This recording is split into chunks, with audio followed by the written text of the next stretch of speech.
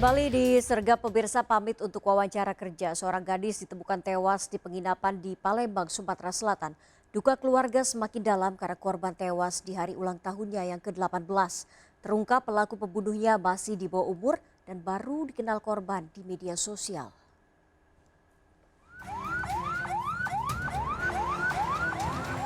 Warga ikut menyaksikan rekonstruksi pembunuhan Fani Yulia yang digelar di penginapan Macan Kumbang, Kecamatan Ilir Barat 1, Palembang.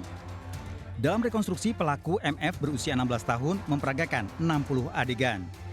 Jasad korban ditemukan di bawah ranjang penginapan. Hasil visum didapati banyak luka serta jeratan tali di kepala dan wajahnya. Terungkap pelaku merencanakan pembunuhan ini. Tragis, korban diperkosa pelaku dalam kondisi tak bernyawa. Dari yang bersangkutan datang ke penginapan ini, kemudian mengajak korban untuk masuk dalam kamar, kemudian di kamar melakukan interview, kemudian terjadi cekcok mulut, kemudian tersangka melakukan penganiayaan terhadap korban, kemudian juga melakukan kekerasan seksual. Duka keluarga semakin dalam karena korban tewas di hari ulang tahunnya ke-18. Sejak orang tuanya bercerai, sulung dari 3 bersaudara ini tinggal bersama neneknya di Jalan Gotong Royong, Kelurahan Talang, Jambi. Keluarga tak menyangka korban yang baru lulus SMK dan pamit untuk wawancara kerja di sebuah hotel di kawasan Skip justru ditemukan tewas. Sepeda motornya ketemu itu sekitar jam 12 atau jam 1 siang. Itu ketemu sepeda motor lewat dari Facebook. Terus kami dapat kabar bahwa korban sudah ditemukan, dibawa ke Rumah Sakit Bayangkara. Harapan kita terhadap pelaku Dihukum yang setimpal. Pelaku dijerat pasal berlapis dengan ancaman hukuman 15 tahun penjara. Namun karena masih di bawah umur dan berstatus pelajar SMA, hukuman pelaku separuh dari hukuman orang dewasa. Dari Palembang, Sumatera Selatan, Guntur iNews melaporkan. Pemirsa, marah digugat cerai, seorang suami tega berencana membunuh istri dan ketiga anaknya. Pelaku melemparkan 10 botol bensin ke dalam rumah dan membakarnya. Akibatnya sang istri dan 3 anaknya mengalami luka bakar serius. Sementara pelaku hingga kini masih buron.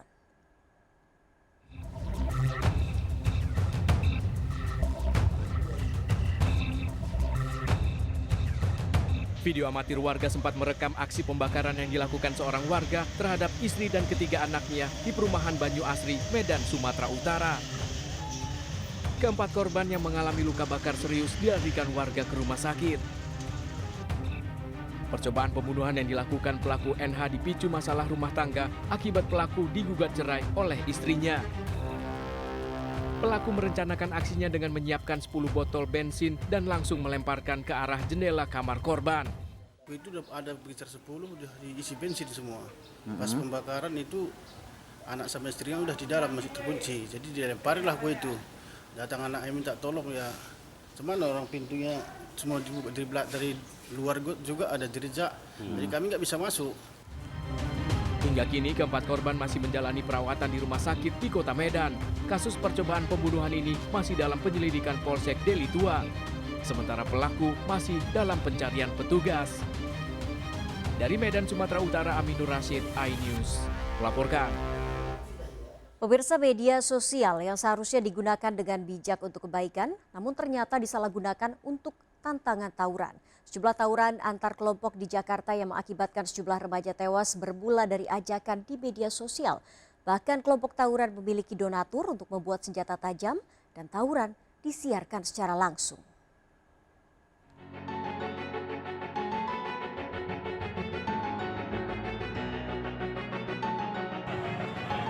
Gila, batu sendirian.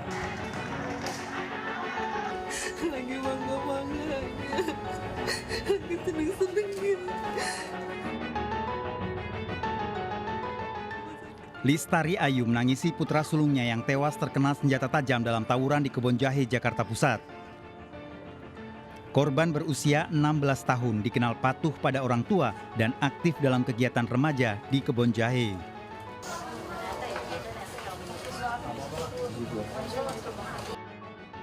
sempat dilarikan ke rumah sakit Tarakan, namun nyawa korban tak tertolong akibat luka senjata tajam di beberapa bagian tubuhnya. Korban sempat berpamitan pada ibunya meminta uang untuk membeli nasi goreng.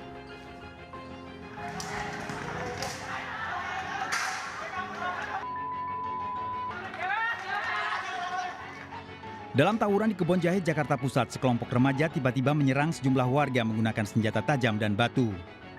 Bukan hanya penyerangan, ternyata para pelaku juga melakukan perampasan. 7 pelaku penyerangan di Kebonjahit ditangkap polisi di kawasan Petojo, Binatu.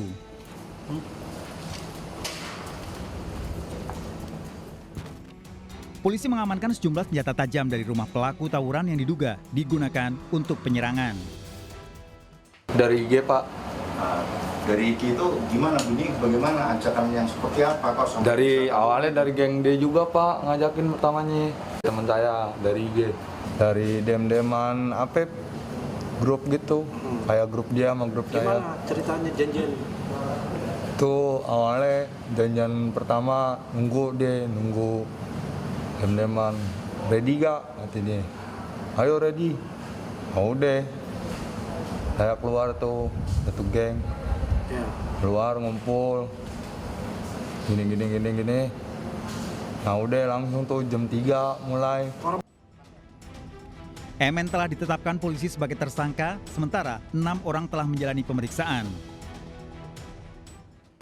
Ada 1 pelaku utamanya sudah tertangkap, 5 itu sudah kita tangkap juga, kita periksa.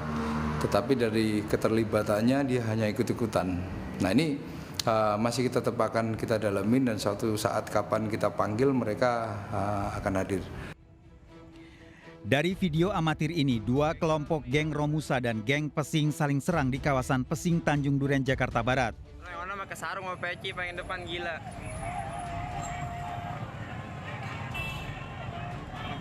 Gila batu sendirian.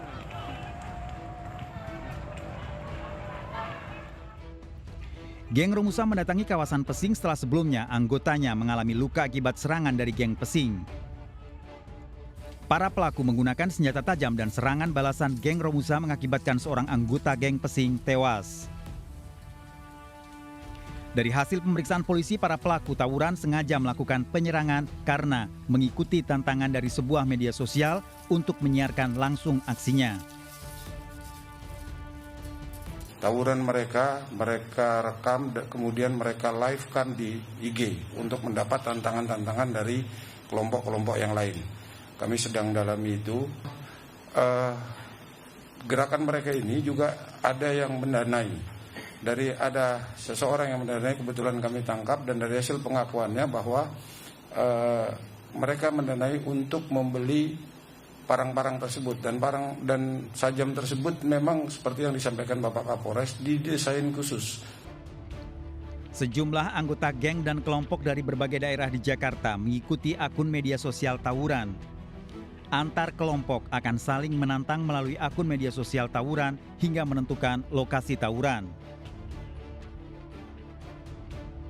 Sejumlah donatur dan pemberi dana yang ada di akun media sosial akan memberi uang untuk biaya pembuatan senjata tajam yang akan digunakan untuk saling serang. Tawuran akan dilakukan sesuai kesepakatan waktu menggunakan senjata tajam yang telah dibuat dari dana donatur. Tawuran pun akan disiarkan secara langsung oleh satu kelompok yang terlibat tawuran. Kelompok pemenang tawuran akan kembali menerima tantangan dari kelompok lain yang memenangkan tawuran. Dari kelompok Pesing ini melakukan balas dendam, jadi menyerang balik, yang kemudian menyerang si pelaku pembacokan awal, ya, yang waktu itu sempat terjadi duel yang akhirnya korban atau pelaku awal itu, jadi pelaku adalah kemudian menjadi korban, itu terkena bacokan pada tangan dan kepalanya. Salah satu pelaku yang diamankan polisi merupakan penyedia dana untuk tawuran. Para tersangka terancam hukuman minimal 5 tahun penjara dijerat pasal pengeroyokan. Tim Liputan iNews melaporkan. Seorang penjaga masjid nekat menghalangi dan melawan pencuri kotak amal saat hendak kabur. Sesaat lagi tetap disergap.